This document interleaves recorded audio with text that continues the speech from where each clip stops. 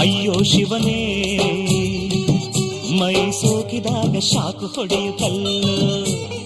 ಅಯ್ಯೋ ಶಿವನೇ ಮೈ ಸೋಕಿದಾಗ ಶಾಕು ಹೊಡೆಯು ಕಲ್ಲು. ಅಯ್ಯ ದೇವರೇ ತುಂಟು ಇರುವೆ ಕಡಿದಂಗಾಯಿತಲ್ಲೋ. ಜಿಲ್ ಜಿಲ್ಲಂತ ಮೈ